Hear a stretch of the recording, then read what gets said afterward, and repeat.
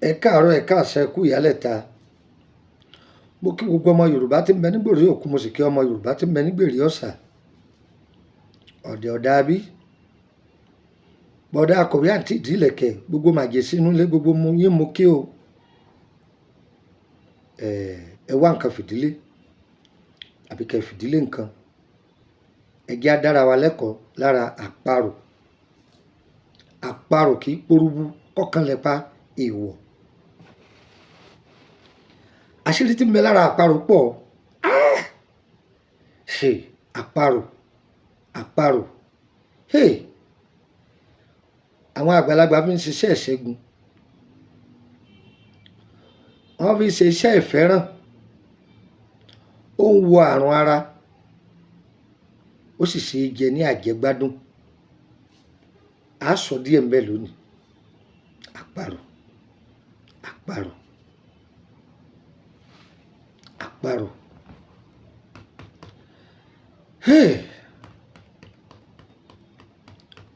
Àfúnjẹ rẹ̀ yìí ṣé kí n fi ilẹ̀ ni àbí kí n má fi ilẹ̀? Ń máa rò ó. Ó wà lọ́wọ́ pípé táwọn èèyàn bá pè, ń máa rò ó. Torí mo fẹ́ káwọn èèyàn sọ obìnrin sínú ìdè, n sì fẹ́ kọ́kùnrin náà sọ obìnrin sínú ìdè. Àparò. Ẹ jẹ́ ká lọ wá ìfúnnú àparò. Àparò akọni, àparò abóni, ọ̀tán.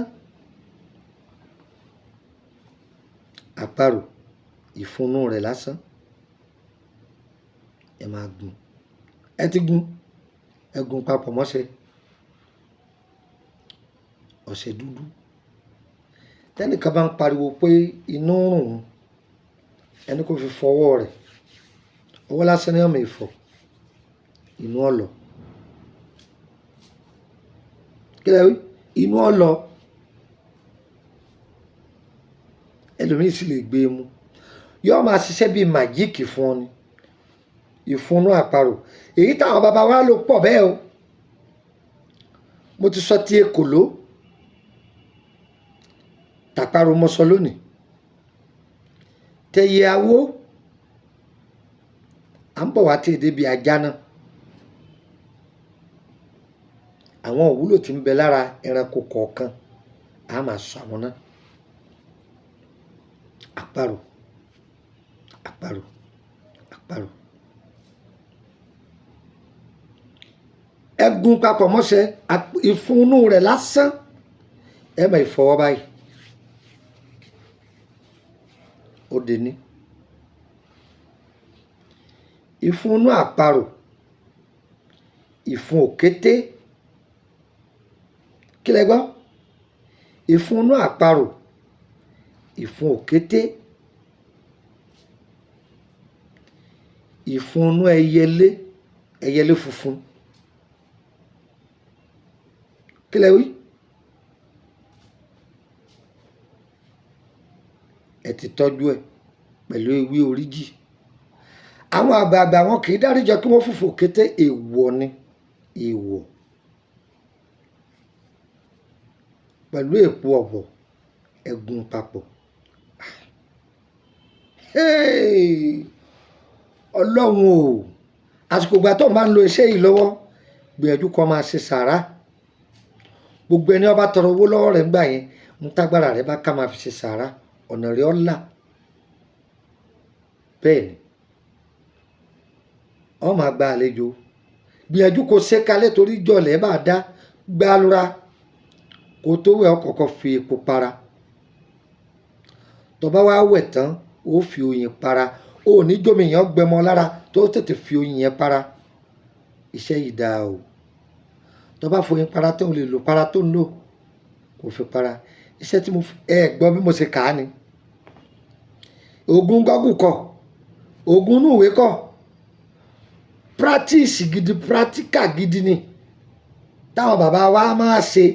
Kì í ṣe àwọn ògùn a ò jò pọ̀, a ò gun pọ̀, a ò lọ́ pọ̀, a ò sá pọ̀. Irọ́ o. Ìfun àparò. Ìfun òkété. Ìfúnnú ẹyẹlé funfun. Èpo ọ̀bọ̀. Ewé oríjì. Ẹlòmíì lè béèrè pé ṣé ewé oríjì gbígbẹ ni àbí tútù ní o lè rà á lọ́wọ́ eléwé ọmọ ṣùgbọ́n tútù mìnìmìnì òun ni kò lò góòpà pò lọ́sẹ̀ máa já lura máa wẹ̀ ẹlẹ́mìí lè bèrè pé sọ́mọ òòjọ́ lè wẹ̀ kẹ́ bí jáde nísinsìnyí wọn ò hó bò lára aláboyún lè lò ó wẹ́rẹ́ ni gbogbo ẹni ọba ni kìíní kankan ẹnìkan dènà dáfẹ́fẹ́ wọn ò ní dènà mọ́ ìwọ ni iṣẹ́ tó dáa ni iṣẹ́ tó dáa ni ayé ń bínú ẹni ni wọ́n takùn pupa síwájú èèyàn ni wọ́n dínà mọ́ èèyàn ni jàǹkáríwò ni ìyẹn fẹ́ gbaṣẹ́ kò ríṣẹ́ gbà ni èmi kọ́ ọlọ́run ni o ẹ lọ́ọ́ ṣe yọ̀ọ̀bà yín lára mu orúkọ mi ni Lukman ọmọ Àyándáré bàbá ọgbọ́n ọmọ ọ̀dọ̀ àgbà ìfilẹ̀ torí kí n wá kọ́sítọ́mà mo fi tọmọ aráyé lọ́rẹ ni sọmọ pọ̀ pọ̀fọ̀ sọmọ pọ̀ òpegede àní dúkìá ọlọ́run là ń wí yìí lọ́ọ́ ṣe gbé kalẹ̀ jàlúra bí àlákàlà rẹ bá pọ̀rọ̀ kò bọ́sà ara bùnbẹ̀ hóyí òhò olùra ọkọ̀ fi pupa tọba wẹ̀ tán òfòyìn para ẹ lọ́ọ́ ṣe ọ̀bàrà mu +23480 3298 3298 +23480 3298 3298 ìyẹn dúró bẹ́ẹ̀ hotline mi nìyẹn whatsapp ẹ̀ ní ẹ máa pè +23481 33 155 111 +23481 33 155 111 nọ́mbà nàìjíríà méjèèjì tẹ́ bá ti pè é dàrẹ́tì tí ò lọ n ò sí nàìjíríà ni ẹ jẹun fún yín nọ́mbà orílẹ̀-èdè bẹ̀nẹ̀ kan sí +229 54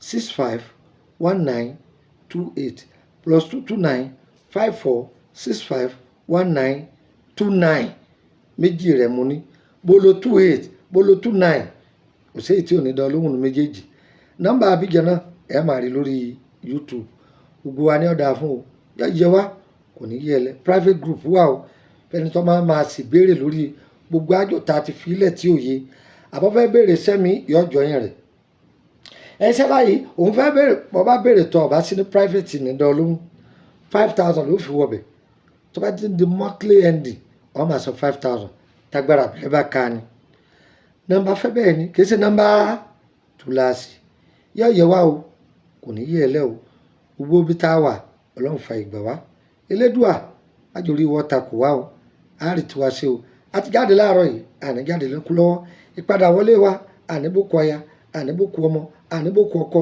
gbogbo ọ̀rọ̀ ayé wa yóò máa lọ ní gbẹdẹmukẹ ẹ sọ pé ire o ire kàbìtì nílé gbogbo wa o.